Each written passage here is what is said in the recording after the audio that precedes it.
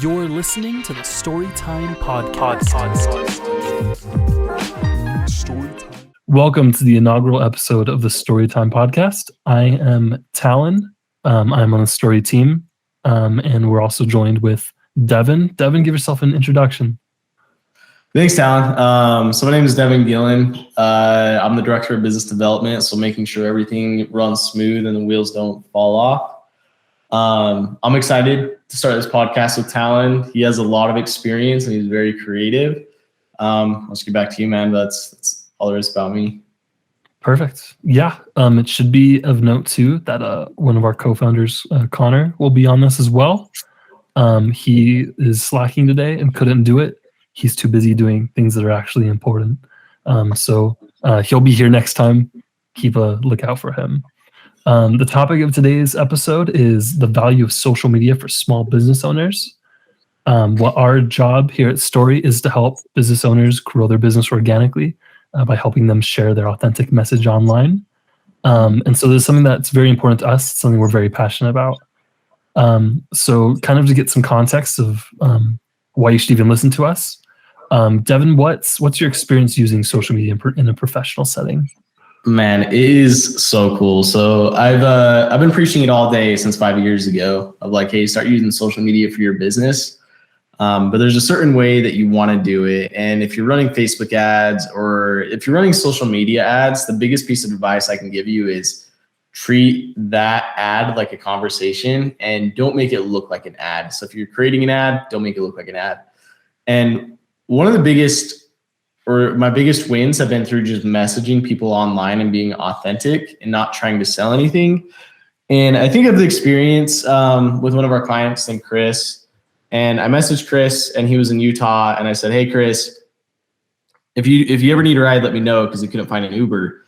And that next day, I said, hey, Chris, if you're in town, just let me know too. I'd love to meet with you. And he said, I can meet in 30 minutes. And I drove straight there and we met. And now he's one of our clients. So I think one thing too is just being authentic. Don't be salesy on social media. People go on social media to really like break away, and it's funny, but we're mindlessly scrolling. But that's kind of been my experience with social media so far in a professional setting and trying to help grow Story's business. Awesome. No, I think it's very important there to remember to keep it authentic and not constantly just trying to sell something to someone. I think that's kind of the importance of like personal branding. I feel like people are going to want to trust you more if they know your personality and they know who you are instead of just what you do.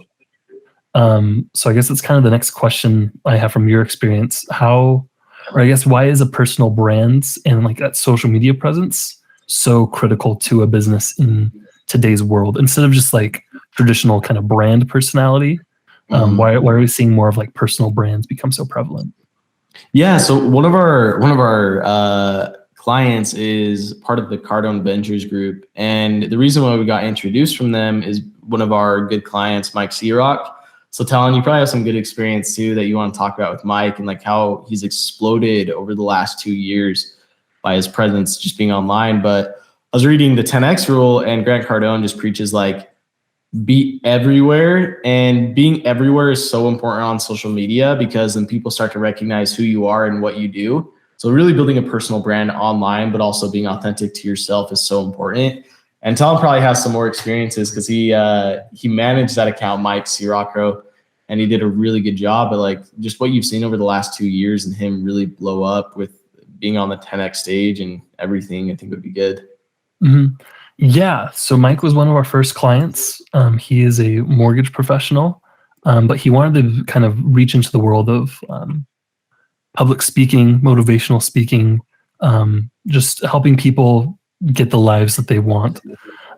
So I got the opportunity to work with Mike, and his biggest thing was he wanted to get out of obscurity. He wanted people to know who he was, what his message was.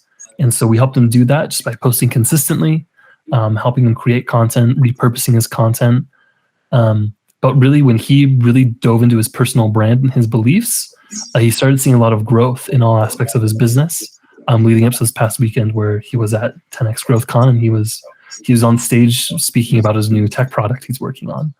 And I know that he said because of the personal brand and the social media presence he's been growing online, he really can see that kind of go into other aspects of his life and just really seeing his success grow in these ways that you wouldn't necessarily think of just posting a couple of social videos online. It's not a couple, it's a lot, but when you take it seriously, you can see a lot of the fruits of your labor, if you will. This is the question. What's going to happen if today someone starts taking social media seriously?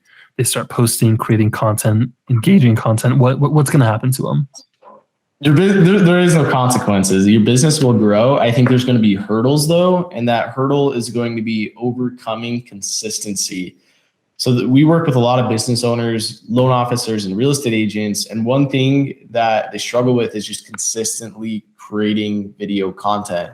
So one of the hurdles really to overcome is getting comfortable being on camera and being authentic to yourself, and then also just showing up every day and recording a video for your social presence. But to me, like, I don't think there's any consequences because you're growing your business so much, but there's definitely hurdles and what will come when you start doing it more. Awesome. Great way to put that. What is like a common hurdle that you see like clients we work with or just in general, and how do people overcome that? Like what's probably the most common hurdle you would say? I'd probably say just recording the videos, and something that we do. I know we want to focus on like strategies, but something that we do really is we send out video prompts every day of what they can record, so they don't even need to think about it. But the biggest thing that they'll face is like, I don't even know what to record, and overcoming that by becoming consistent is probably like the biggest hurdle you will face. And once you get over that though, it's endless of how much people you can reach online. Absolutely, it is. We've seen a bigger kind of uptrend in social media marketing, organic marketing, as opposed to like traditional like ads, billboards, more like the traditional marketing means. What kind of are your expectations or your predictions for the next like 5 to 10 years? Are we going to keep seeing this? Like, why is it important to take it serious now? Yeah, so I was in the mortgage industry for a while, and even just like 4 years ago, flyers were a big part of loan officer strategies, and postcards were like your traditional marketing. But really what has happened over the last like 2 to 3 years, especially with COVID, it's enhanced, is social media is free and it doesn't cost anything. And social media is very cheap if you want to get that post in front of the people that matter to you. So you can spend $1 and reach 100, 200 people off of $1. Whereas a postcard that's going to cost you a couple of dollars just to hit one person. So really how it's changed just in the past few years is like people are starting to recognize people are online. And if you send postcards, it costs more, but also people just throw those away. And you can always change your message online. I think in the next like maybe 2 to 5 years, we're going to see a huge uptick in this metaverse. And that's truly what I think. So you're going to have to get comfortable, like how creating ads for the metaverse, how to be authentic to yourself in the metaverse. But something that I think about too is like YouTube. When YouTube first came out, there weren't any ads. So when the metaverse came out too, like there's not ads, but there is going to be. So you might be on your VR headset, and if you're not paying a premium subscription, you might see a video of Talon dancing saying, "Hey, come work with us at Story." It's going to happen, I believe, but like I would like to hear from Talon like what he thinks is going to happen in like even the next 2 to 5 years that are going on. Yeah, as I'm scrolling on my feeds, I've realized the media I consume the most is social media. I'm never really like watching TV, like traditional like commercials. I don't really see. I care more about like influencers than celebrities, which I remember like when the idea of like a social media influencer was like a new thing. I'd be like, why are these people famous? Why should I care? Who are these people? Why? And now like, I don't know, there's influencers I follow, I trust, I've like bought in their products. I like, it's a lot. I think the personal brand is really going to explode, and it's going to become even more common than it is. I can see even being like a influencer or content creator become like a way more normal profession. It's with apps like TikTok, it's a lot easier to build your own audience. But that happens when you take it seriously and you're being consistent and you're making good content. How do you make that good content? Oh man. I'll give you one solution. Talon, the man, he writes trend reports every week, and he pulls in the most trending sounds, the most trending articles, what's kind of going on right now in the industry, and he'll tell you like what's trending. But one of the roadblocks is like, you guys are busy building a business, so you don't have time to know what's trending currently online. And if you do, that's awesome. But really, like, coming up with a video idea of how to record a video for that trend is so important. And I think just the solution, just coming back again, which is funny, is find someone that can tell you what's trending online, even if it's not Talon and subscribing to his trend reports. Find someone that can help you do that. And that's really a solution of that roadblock, is just like find someone that can help you stay trending, or get addicted to your phone, which isn't always the most optimal solution, but knowing what's trending all the time is very hard to do. And that's why Talon does such a good job at it. Well, that's what we've got today for you. This is kind of more of an introductory episode. We're going to be covering more about the value of social media. We're going to be giving you more social media tips, keeping up to date on the latest trends. If you want to subscribe to that trend report, as said, just go to story.co/trend report. Enter your email. You'll get that every Monday. And then follow us on social media for more tips, tricks, notable things to know. And yeah, we will see you next time. Thanks, guys. See ya. Thanks for listening to this episode of the Storytime Podcast. Be sure to catch us next time to stay up to date with all the latest on content creation and social media.